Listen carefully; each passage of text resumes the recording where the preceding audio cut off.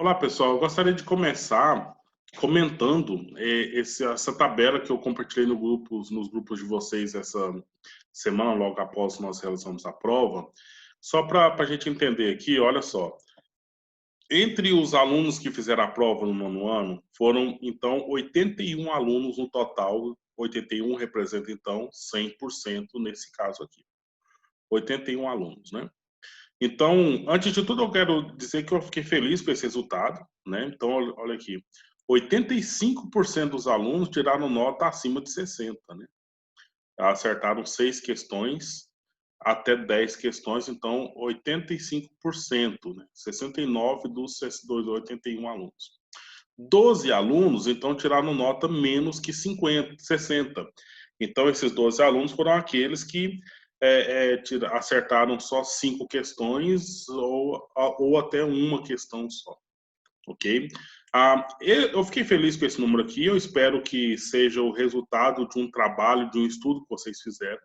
Eu espero muito que você tenha orgulho dessa nota e que você de jeito nenhum tenha vergonha dessa nota, se por acaso, né, porque não teve ninguém de vocês que foi fazer meios ilícitos, né, buscou formas incorretas para responder essa prova. Então, eu acredito que todos vocês estudaram e aqui está o resultado do estudo de vocês, uma vez que vocês acertaram um número satisfatório de questões. A maioria de vocês, pelo menos, teve bastante acerto. Então, parabéns pelo estudo, pelo esforço, né? E que vocês tenham esse orgulho e que vocês não tenham consciência pesada de jeito nenhum por ter feito qualquer coisa que não era para, não podia ser feita. Mas só analisando então aqui, quem acertou uma única questão tirou 5. Quem acertou 10 questões tirou 50. Né? Então, cada questão vale 5. Não teve nenhum de vocês que acertou nenhuma questão, ou tirou 0, e nenhum de vocês que tirou apenas 5 ou tem acertado apenas uma única questão. Mas teve um entre vocês, entre os 81 alunos, um acertou 2 questões apenas. Teve um que acertou 3 questões apenas. Teve 4 que acertou 4 questões, certo? E teve 6 alunos que acertaram 25 questões, ou desculpa, 5 questões, que teve a nota de 25. Então, somando esses aqui, são 12 pessoas que tiraram nota menos que 60. E 69 pessoas tiraram nota mais que 60. Então, o número maior de pessoas entre vocês que tiraram nota, o número maior de pessoas foi quem acertou 9 questões. 30 entre vocês acertou 9 questões. 4 entre vocês acertou todas as questões da prova, as 10 questões da prova. Entendeu? Então, aqui, esse número aqui é o percentual, né? Do 100%. Então, 37% teve 90% dos acertos da prova, tirou nota 45. Ok? Então, agora nós vamos analisar a prova, né? Vamos comentar aqui cada questão da prova. Essa é a questão número 1. Tem aqui a caricatura. Então, nós temos aqui a figura do Getúlio Vargas, né? A cadeira de presidente e aqui a caricatura do Júlio Prestes, né? E aí, Getúlio Vargas fala, com licença, seu Julinho. Então, para ele sentar na cadeira. E aqui está o texto. No dia 24 de outubro, Washington Luiz foi deposto da presidência. A posse de Júlio Prestes foi impedida e uma junta militar provisória governou o país até 3 de novembro de 1930. Certo? Então, ou seja, aqui uma semana, quase 2 semanas. Quando Getúlio Vargas foi nomeado presidente para um governo de transição. Iniciou, nesse momento, o período de 15 anos em que Getúlio Vargas governaria o Brasil, certo? Então, aqui agora vamos analisar a parte da história que vocês estudaram nos textos que a gente ofereceu. Getúlio Vargas teve maioria dos votos nas urnas, isso é verdade, nas eleições para presidente, mas as oligarquias dissidentes fizeram com que Júlio Prestes assumisse o governo. Então, quem leu percebeu que não foram as oligarquias dissidentes. Quem colocou o Júlio Prestes no governo foram as oligarquias tradicionais. Então, essa questão aqui, ela está falsa, né? Porque fez esse trocadilho. Olha aqui. Diante da posse de Júlio Prestes como presidente, As oligarquias tradicionais realizaram a retirada do poder de Júlio Prestes e nomearam o Getúlio Vargas. Então, não foi isso. Quem nomeou Getúlio Vargas foram as oligarquias dissidentes, né? Porque as monarquias tradicionais estavam do lado do Júlio Prestes, ok? Então essas duas partes aí, as primeiras partes desse argumento estão erradas, né? Então é falso por isso. Agora essa frase aqui está tudo certo, né? Façamos a revolução antes que o povo a faça, foi a frase que demonstrou a ideologia política da Revolução de 30, né? Que foi o governador de Minas Gerais que disse essa frase, entendeu? Então aqui está totalmente certo, mas as duas primeiras estão erradas por conta desse trocadilho. Monarquia dissidente do lado de Getúlio Vargas, monarquia tradicional do lado do Júlio Prestes, ok? Aqui está o contrário, certo? A segunda questão já é o item direto para que a gente possa analisar. A capacidade política de Getúlio Vargas não surgiu do nada. Foi sendo construída e aprimorada ao longo de sua vida política. Isso é verdadeiro, né? Então, assim, ele se tornou presidente do Brasil, mas ele já era governador lá no Rio Grande do Sul, né? Ele era lá do Sul. Vargas tinha uma grande capacidade de conciliar grupos opostos em seus governos, como aconteceu em 1930, né? Quando oligarquias dissidentes e tenentistas estavam do mesmo grupo apoiando ele, né? Então ele conseguiu então as oligarquias dissidentes e os tenentistas, os oficiais aí de baixa patente, ele conseguiu então fazer que esse grupo se unisse para que apoiasse o Vargas e colocasse ele na presidência, certo? Então ele tinha essa capacidade de conciliação aí. Vargas serviu-se do uso da propaganda como forma de ressaltar as qualidades do seu governo, e foi uma marca forte no Estado Novo, a partir do Departamento de Imprensa e Propaganda, que é o DIP. Então, ele realizou esse ponto verdadeiramente, então esse argumento todo é verdadeiro, certo? Nessa questão, nós tivemos um problema com datas, não foi, gente? Então, veja bem, olha, o período de 1930 até 34, foi o primeiro período do Vargas, foi um governo de transição. Então, foi um governo provisório ali no governo do Vargas. Quando chegou em 34 até 37, aí foi um período constitucional. Foi quando, de fato, ele foi eleito ali e garantiu-se no governo. E o Estado Novo, né, a imposição do Estado Novo, foi a última fase do governo dele, que foi de 37 até 45. Então, aqui está tudo errado nessa alternativa. Então, de 30 a 34 é o Estado Novo. Está errado, porque o Estado Novo foi de 37 a 45. O governo provisório foi de 34 a 37. Está errado, porque o provisório foi de 30 a 34, certo? E o período constitucional foi de 34 a 37, e aqui o 37 a 45 deveria estar Estado Novo, como a gente viu. Então, esse argumento está todo errado mesmo, por conta dessa questão dessas datas aqui. Essa foi uma questão, gente, que demandou uma atenção muito séria para vocês responderem, né? Então, aqui a gente viu sobre aqui, ó, a AIB, que é a Ação Integralista Brasileira, aquela pegada um pouco mais socialista, não é? Então, entre os partidos que existiam ali no início do governo do Vargas. E aí, nós tivemos um único erro aqui, presta atenção. Na era Vargas, a Ação Integralista Brasileira, a AIB, era um grupo de extrema-direita que surgiu em São Paulo em 1932. Então, tudo bem aqui, ó, uma nação precisa ter perfeita consciência do princípio de autoridade. Então, princípio de direita. Precisamos de hierarquia de disciplina, sem o que só haverá desordem. O cosmopolitismo, isso é, a influência estrangeira, é um mal de morte em nosso nacionalismo. Estou defendendo a nação, sem interferência de países, né, estrangeiros. O direito de propriedade é fundamental para nós, né, considerado não o seu caráter natural e pessoal. É fundamental, considerado no seu caráter natural e pessoal. Desculpa, o direito de propriedade ele é natural e é pessoal, não pode ser tirado de jeito nenhum. Então, a pegada, eu comecei falando aqui agora que era socialista. Então, por favor, apaga esse ponto. Na verdade, é de direita, é capitalista mesmo, né? Meritocrático, no sentido de garantir a propriedade. Desculpa esse ponto. Mas veja bem, quem que era o principal líder, né, desse grupo aqui? Era o Luiz Carlos Prestes, né? Não era o Luiz Carlos Prestes. O Luiz Carlos Prestes era o líder da ANL, da Ação Libertadora, né? Não era do Manifesto Integralista. Então, esse foi o erro dessa questão aqui, certo? Então, essas primeiras partes aqui estão corretas, né? Porque A e B possuem inspiração no fascismo italiano, expressando valores nacionalistas e até antissemitas, né? Tá tudo escrito aqui, mas o Luiz Carlos Prestes não era o líder desse grupo.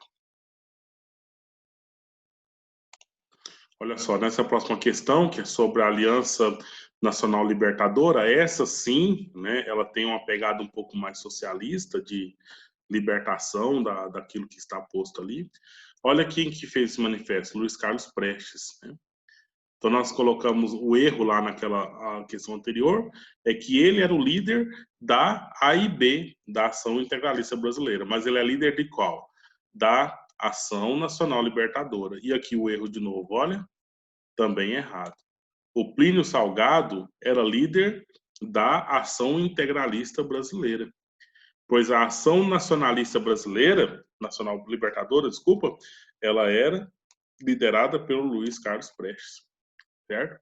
Então, essa primeira parte aqui da questão está totalmente correta, né? Então, uma orientação comunista, surgiu como frente luta antifascista no Brasil, converteu-se em um movimento que buscava tornar o poder do país de forma revolucionária tal, e o grande líder era o Luiz Carlos Prestes e não o Plínio Salgado. Okay? Então, a gente, na aula de revisão, a gente explicou essa ANL e a AIB, né? Que foi uma dúvida que eu não lembro quem que colocou, mas a gente explicou lá e quem assistiu possivelmente acertou essa questão.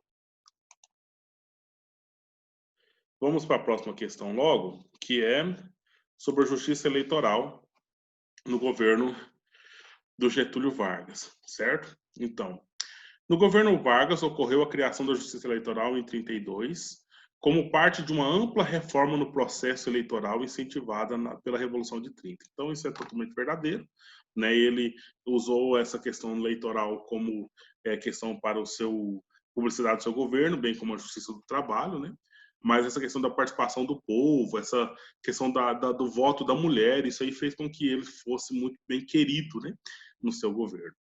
Segundo ponto, a criação da justiça eleitoral no governo Vargas foi um grande avanço institucional, garantindo que as eleições tivessem o aval, né, de um órgão teoricamente imune à influência de mandatários.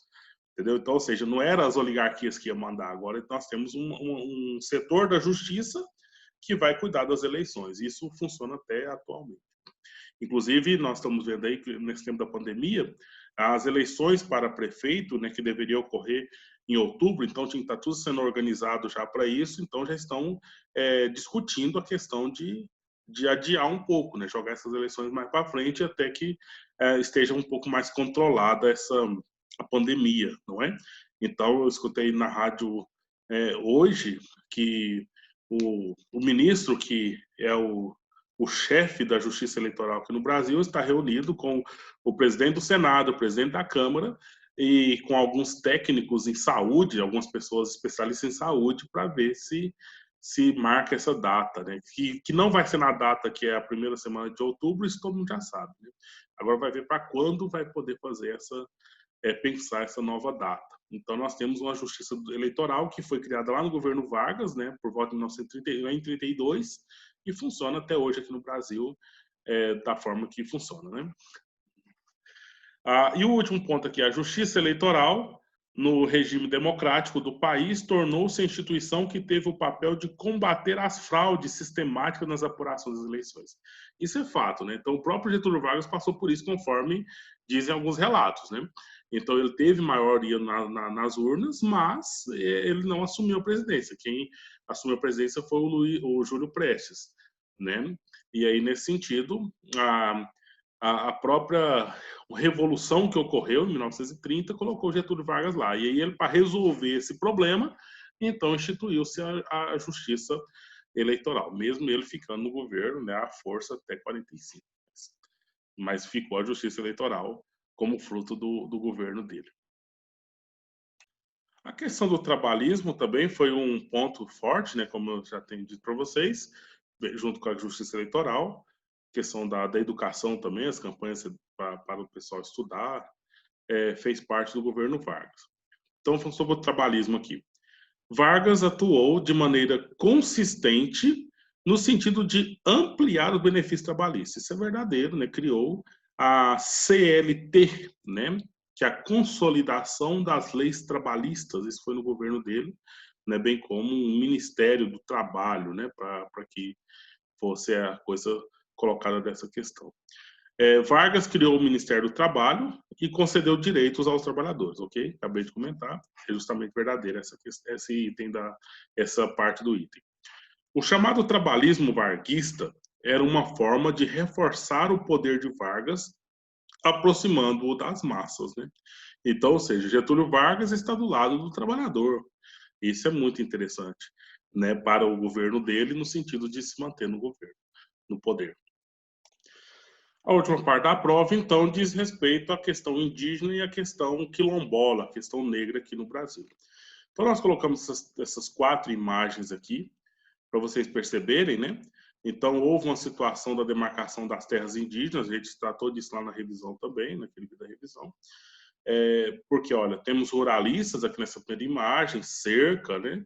E o território do índio aqui, ó, bem reservado para o índio, vamos assim, é uma caricatura, é uma crítica a território do índio, né, que era um território um tanto vasto, que foi demarcado justamente no governo do Vargas, né, o Parque Nacional do Xingu, né, que era um parque que pegava aqui no Mato Grosso e até no Pará fora, então era um terreno bom, um terreno grande, mas esse terreno foi sendo diminuído, está sendo diminuído até hoje, bastante, né? E aí tem algumas críticas, alguns problemas aí, que os próprios índios estão vendendo a madeira dessas florestas e tal. Há corrupção em todos os campos, né?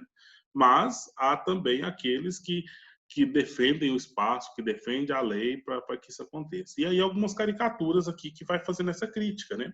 O índio fica aí, não tem terra, porque ele vive da caça, da pesca, daquelas questões mais ali naturais mesmo, né? Vive da natureza, que é outro ponto também que a gente tem que pensar diferente, porque já tem muita mudança, né?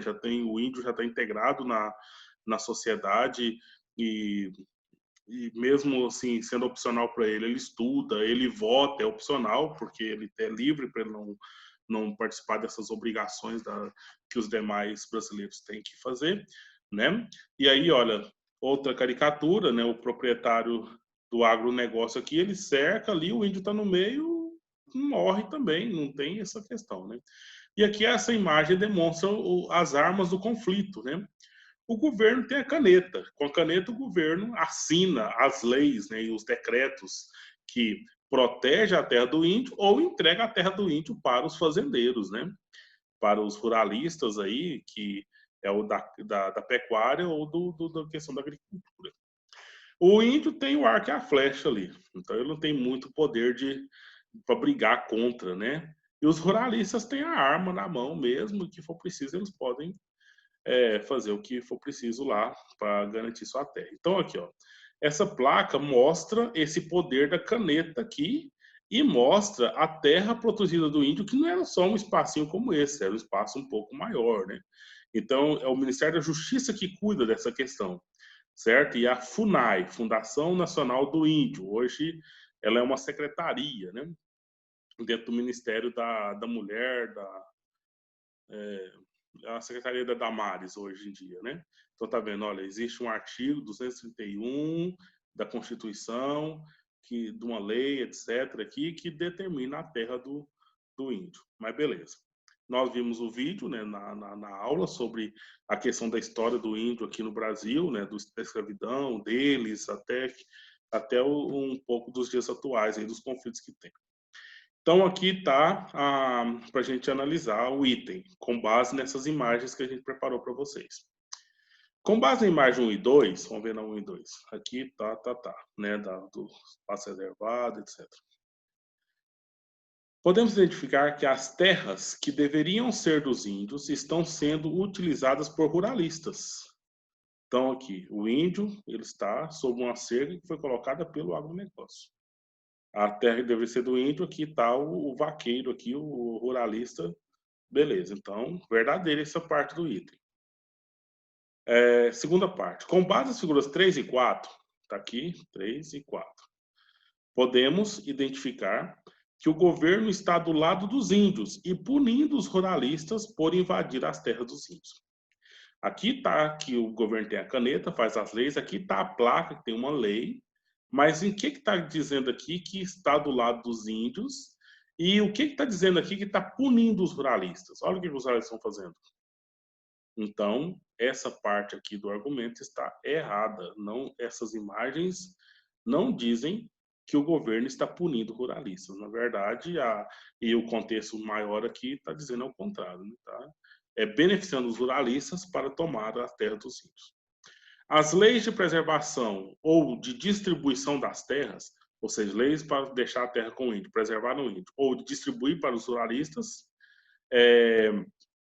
no Brasil, a imagem 3 apresenta o governo com uma caneta. Isso significa que o governo age impondo leis que preservam a terra ou distribui a terra. Isso é verdade. As leis elas podem, então, liberar essas terras para os ruralistas ou elas podem, então, preservar essas terras para os indígenas. Então, o problema dessa questão é só essa mesmo aqui, de que em nada nessas imagens aqui está mostrando que o governo está do lado dos índios e punindo os ruralistas. Muito pelo contrário.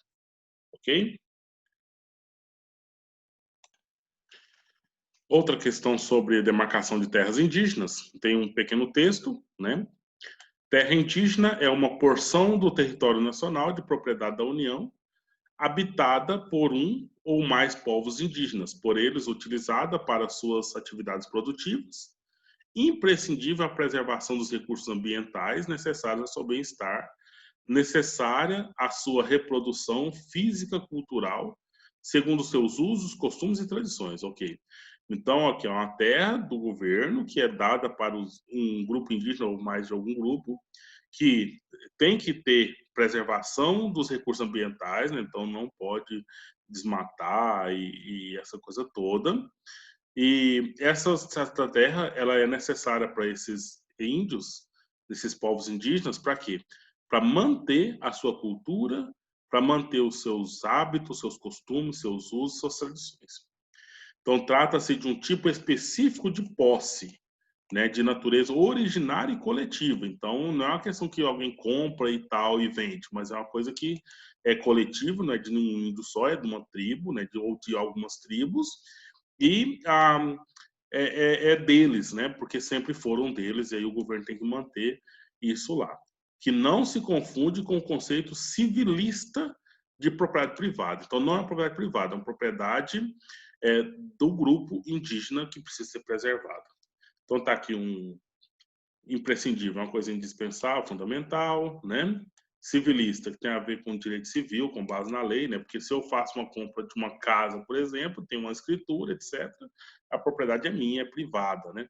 Agora, a escola, por exemplo, que a gente estuda, não é uma propriedade privada, é uma propriedade do Estado, né? Do Estado de Goiás, entendeu? Então, é uma propriedade pública, né? Então, ou seja, de todos, mas nenhum de nós tem o direito de ir lá e aproveitar e se beneficiar dela particularmente, apenas publicamente, ok? Nem o comandante, nem os coordenadores, nem os professores, ninguém tem direito lá que seja um direito privado, é um direito público, ok? Então, veja bem. A demarcação das terras indígenas é um tipo de reconhecimento dos direitos dos índios brasileiros de terem um local reservado para a aldeia. Está escrito aqui. né? De um ou mais povos utilizada para suas atividades, etc. E é uma porção de terra da nação, da União, né, do Brasil, e é habitada por esses povos. Então não tem erro aqui. A demarcação de terras indígenas contribui com a manutenção da cultura dos índios no Brasil? Também está escrito aqui, né? Não é para atividades produtivas. Olha aqui, a reprodução, a física e cultural do índio. Então está no texto a verdade sobre esse ponto aqui. A demarcação de terras indígenas também é uma forma de preservação ambiental no Brasil. Não disse aqui que é imprescindível a preservação dos recursos ambientais? Então, está totalmente correto esse argumento. Aqui, então, sobre a questão dos quilombos, né, das comunidades quilombolas, que são essas comunidades, olha, remanescentes de quilombo, se adaptaram a viver em regiões, por vezes, hostis, né? Ou seja, perigosa, que é hostil significa desagradável, adverso, agressivo, antipático, contrário, né? Então, essas comunidades quilombolas, elas se adaptaram, vivendo em situações perigosas para elas mesmas. Porém, mantendo suas tradições culturais, aprenderam a tirar seu sustento dos recursos naturais, né, da própria natureza, disponíveis, e também se tornaram responsáveis pela preservação, interagindo com outros povos e comunidades tradicionais, tanto quanto com a sociedade que está envolvendo ali. Então, eles aprenderam a continuar na vida selvagem ali, tirando da natureza o seu sustento, mas também fazendo contato com outras comunidades e com a sociedade, entendeu? Então, com a agricultura, são seringueiros, são pescadores, são extrativistas, né? Entre outras atividades, como turismo, né? Com base na comunidade, o território, pelos quais continuam a garantir a sua luta, né? Então, o que são esses quilombos? São aqueles locais em que os negros foram refugiados, né? Os negros escravizados foram refugiados e garantir essa comunidade para se proteger. E eles são atacados por quem? Por esses brancos que queriam manter a escravidão, né? A escravidão dessas pessoas, a escravização dessas pessoas. Então, veja bem, as comunidades quilombolas representam a resistência negra contra a escravização? Sim, justamente, né? Essa comunidade para que eles, inclusive está até escrito aqui, né? Então eles aprenderam a tirar seus sustentos, se adaptaram aí a esses ambientes hostis, né? E elas, olha, pelos quais continuam sempre a lutar, né? Pela sua independência e liberdade. As comunidades quilombolas mantêm a cultura negra, mas se servem de atividades econômicas comuns na sociedade brasileira? Tem erro aqui? Não, elas têm a questão da natureza, do turismo, etc., mas também, né, se serve aqui economicamente da sociedade envolvente a sociedade brasileira. A comunidade quilombola, na atualidade, está em paz, uma vez que há o respeito necessário para a convivência em sociedade? Está aqui errado, né? Olha, vive em regiões hostis, continuam a lutar. Então, por que tem que continuar a lutar? Porque não tem paz, a guerra ainda existe. Existem situações de tentativa de escravização, ok? Vocês viram na semana passada a situação em que uma doméstica de uma casa, ela negra, ela com um filho que foi visitá-la nessa casa, essa doméstica fica lá na casa, ela dorme lá na casa onde ela trabalha. O menino, não sei se é 5 anos, eu esqueci a idade do jovem, mas foi lá visitar a mãe no serviço. A mãe foi mandada pela patroa para passear com os cachorros, né? Então era num prédio e aí a criança ficou com a patroa, né? A patroa ficou cuidando da criança. E a criança talvez fez um ato lá de desobediência, entrou no elevador, começou a apertar nos botões e a própria patroa, como a gente viu na reportagem, a patroa apertou num botão no andar acima daquele andar que ela morava. E a porta do elevador foi, o menino foi sozinho dentro do elevador. O que acontece? O menino desceu em algum dos andares, parece que no nono andar, e o menino caiu né, lá embaixo e morreu. Né? Então, assim, uma situação que aí não é só o fato que eu quero falar, o fato é a mãe, porque a moça foi presa, mas rapidinho, no mesmo dia ela foi solta e ela vai ser indiciada por um homicídio culposo. Esse é o quê? Aquele que não tem intenção de matar. Então, foi um descuido, tal, né? E aí ela vai ser julgada, etc., mas não tem muito material para ela ser condenada, ser presa, essas coisas todas, não. E aí a mãe negra falou assim: se fosse o filho dela que eu tivesse cuidando e esse menino tivesse morrido, com certeza eu estava na cadeia, não teriam me soltado e a minha culpa seria bem uma culpa que eu tivesse intenção e que eu fui responsável e tudo mais. Coisa que com a mulher branca e patroa isso não aconteceria.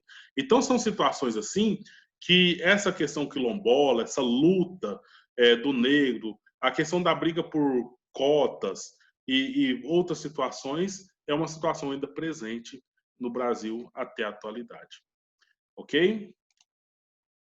Então, encerramos aí a prova. Se ainda sobrou alguma dúvida que você precisa ainda me perguntar, fique à vontade, manda mensagem e aí a gente vai, então, tentando resolver essas questões, ok?